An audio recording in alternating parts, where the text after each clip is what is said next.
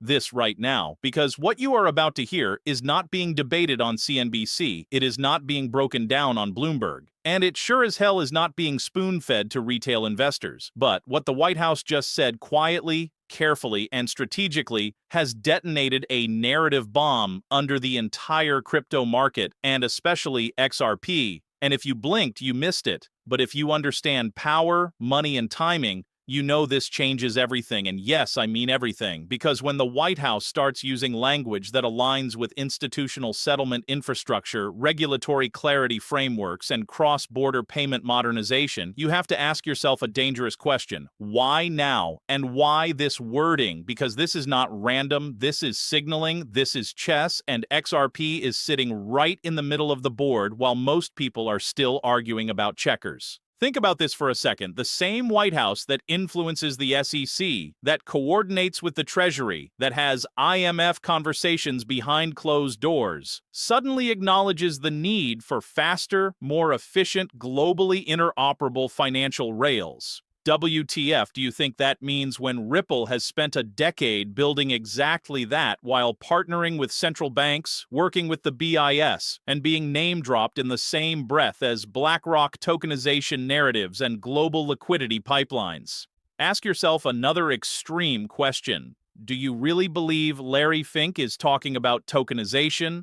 The IMF is talking about cross-border settlement reform? The SEC is being quietly boxed in legally, and the White House is adjusting its tone on digital assets all at the same time by coincidence?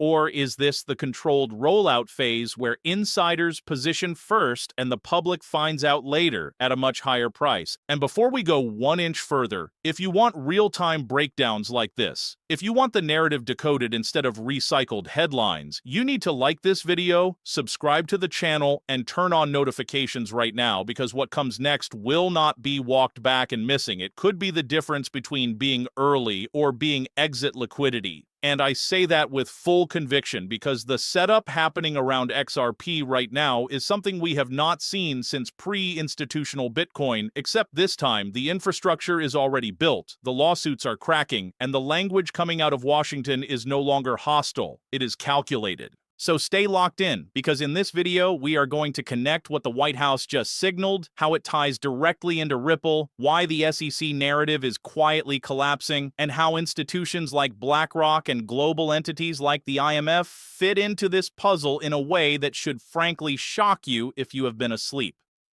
Respected viewers, now we move from signal to substance, because anyone can feel hype, but only insiders follow data, authority, and historical precedent. And this is where the narrative gets uncomfortable for the skeptics, because when the White House adjusts language, it does not do so without alignment from Treasury, without back-channel coordination with the SEC, and without input from international bodies like the IMF and World Bank. And this is not speculation, this is how policy power actually works, because regulators do not freelance, they harmonize. And when you see simultaneous softening across multiple agencies, you are watching a controlled unwind of a hostile posture, not a sudden change of heart. Look at the facts people ignore. Ripple has active engagements with central banks across multiple continents. Ripple executives have been in rooms retail will never see, and XRP has been stress-tested through the most aggressive regulatory attack in modern crypto history by the SEC itself, an agency that just got checked by the courts in a way that permanently weakened its overreach. And now ask yourself why the White House would suddenly emphasize innovation balanced with financial stability instead of enforcement first, because that phrasing is not accidental. It is a legal bridge, it is a permission structure, and it is exactly what institutions need to deploy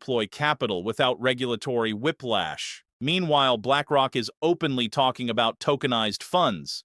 Larry Fink is saying the next generation of markets will be built on blockchain rails. The IMF is publishing papers about interoperable settlement layers and reducing friction in cross-border payments. And Ripple's core use case fits that mandate like a key fits a lock. So when XRP critics scream there is no utility, they are either uninformed or intentionally misleading, because utility is the only thing being discussed at the highest levels right now, not memes, not hype, not speculation. And here is the part mainstream media will not connect for you.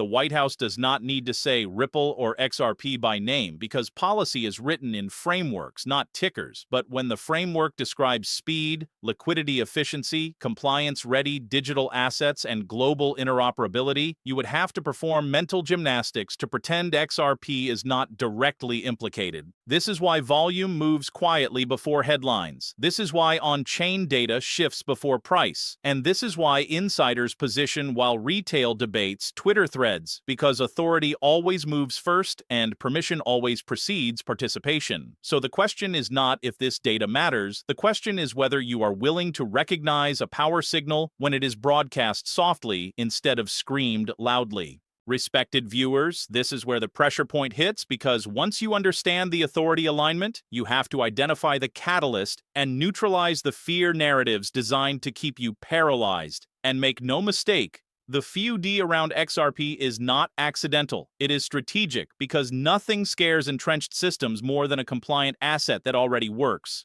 Let's talk catalyst first, because markets do not move on hope, they move on ignition, and the ignition here is regulatory finality combined with institutional readiness, and that is a lethal combo. The SEC case did not just weaken enforcement overreach, it established legal boundaries that the White House now has to operate within, and when Washington pivots tone after a court slaps an agency, that is not weakness, that is recalibration, and recalibration creates windows. Inside that window, you have ETFs being discussed across crypto, tokenization pilots accelerating, and banks quietly testing settlement layers they publicly dismissed for years, and Ripple sits at the intersection of all three, which is why its executives are calm while critics are loud. Now let's kill the FUD cleanly and brutally, because you have heard it all. XRP is centralized. XRP will be replaced. Banks won't use it. Ripple controls everything. And every single one of those arguments collapses when confronted with how real financial systems actually operate. Banks do not want anarchic networks, they want reliability, compliance, and predictability, and XRP provides exactly that while still offering decentralization where it matters, at the ledger level, not the marketing slogan level. Another favorite lie is that central bank digital currencies will kill XRP, which is laughable if you understand plumbing, because CBDCs still need bridges, still need liquidity, and still need neutral assets to move value between sovereign systems.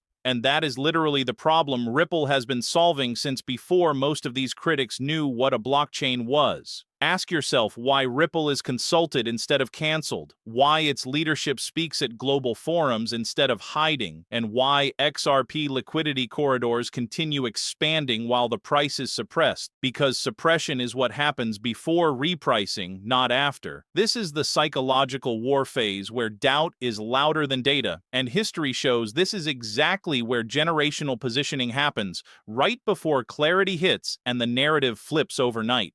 So if you feel confused, pressured, or unsure, understand that is by design, because when the catalyst ignites, there will be no time to debate, only react. Respected viewers, this is where numbers enter the conversation and emotions either take control or discipline takes over, because price is not magic. Price is narrative plus liquidity plus timing, and XRP is sitting at the most dangerous intersection of all three.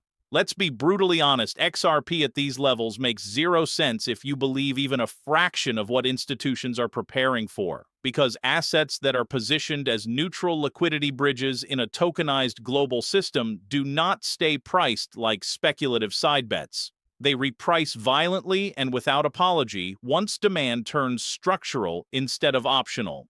Think about this carefully. If even a small percentage of cross-border settlement volume touches XRP rails, the liquidity requirements explode, and when liquidity requirements explode in a finite supply system, price does not climb politely. It gaps, it shocks, it creates disbelief. This is why price targets that once sounded insane start sounding conservative when frameworks go live, and why people who laughed at double-digit XRP suddenly pretend they always believed when it happens. And here is the final warning most people will ignore. The White House does not telegraph pivots for retail benefit, it telegraphs them so institutions can move within compliance windows. And once those windows close, the public explanation comes after the fact, wrapped in headlines that say this was inevitable all along. That is the danger zone zone, because by then the opportunity phase is over and the participation phase begins at much higher valuations. And history is ruthless to those who wait for certainty instead of recognizing signals. So ask yourself one last extreme question. If you knew the narrative was about to flip, if you knew regulatory risk was collapsing instead of expanding, and if you knew the most attacked asset in crypto was about to become the most legitimized, would you hesitate or would you prepare? Because markets do not reward comfort. They reward conviction forged under uncertainty. Respected viewers, this is where everything comes together and where excuses quietly run out, because what you have just heard is not hype stitched together from headlines. It is a pattern that repeats every time power, policy, and capital align, and the White House just tipped its hand whether most people realize it or not.